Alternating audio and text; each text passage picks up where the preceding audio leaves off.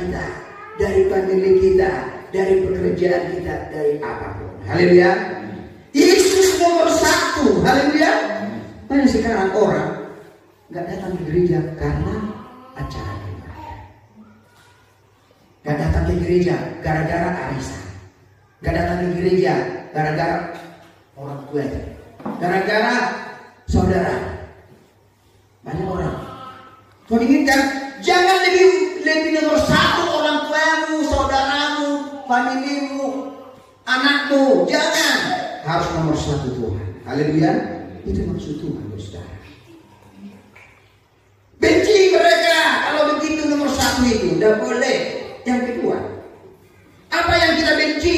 Perbuatannya yang salah. Haleluya. Kalau ada orang tua kita, saudara kita, milik kita, melarang kita beribadah, melarang kita berdoa, melarang kita melayani Tuhan, itu yang salah. Bencilah perbuatannya yang jahat itu. Haleluya. Mengapa ini ho? Mengapa gereja ho? Ina akak, balita kakak tadi. Anak pelama itu aku ina orang tua tak. Anak pola bertanya aku ina. Ini yang kita benci. Tuhan bilang apa? Engkau tidak layak bagiku kalau kau dengar mereka. Haleluya. Begitu saudara. Benci. Dia dilarang kita beribadah, dilarang kita memuji Tuhan, dilarang kita menyenangkan Tuhan, memuliakan Tuhan, dilarang mereka kita beribadah. Itu yang kita benci.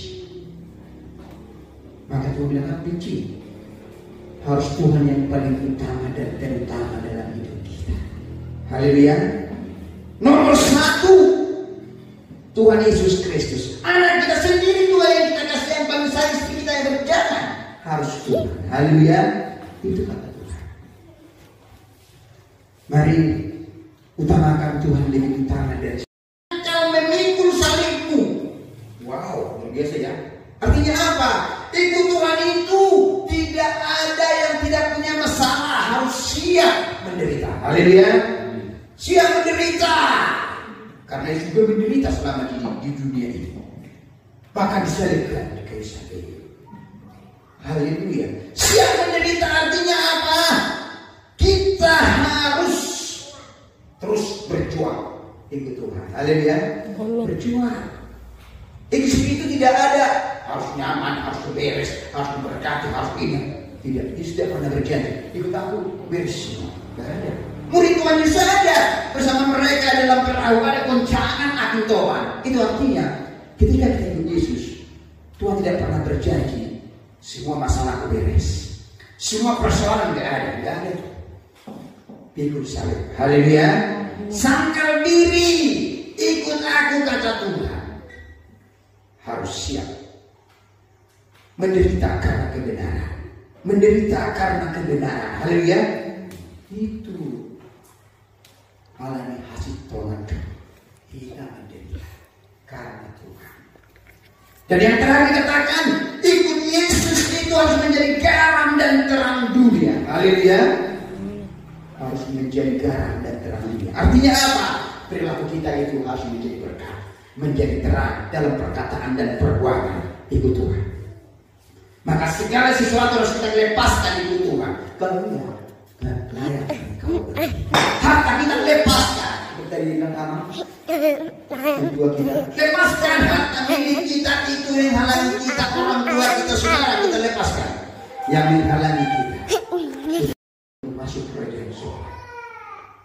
Itu artinya apa? Harta kekayaan tidak bisa menjadikan kerajaan surga. Haleluya. Maka orang kaya itu, orang kaya yang muda itu berkata, aduh sedih hatiku, dia berat sekali menjual hartanya. Maka Tuhan bilang apa? Lebih mudah sebuah jalur kehidupan kita daripada orang kaya masuk dalam kerajaan surga. Lebih mudah seorang unta masuk di lubang jarum daripada orang kaya. Apa artinya itu? Banyak orang kaya tidak masuk surga. Kenapa? Karena susah melepaskan harta miliknya. Bukan berarti tidak masuk surga orang kaya. Banyak juga orang kaya masuk surga. Tetapi gua bilang pemahaman tadi itu lebih mudah seorang jarum daripada orang kaya masuk kerajaan surga. Karena dipikat oleh hartanya, dipikat oleh uangnya. Tidak tidak mau bagi-bagi hartanya supaya dia masuk surga. Itu artinya harta kekayaan tidak bisa menjadi keselamatan dan masuk surga.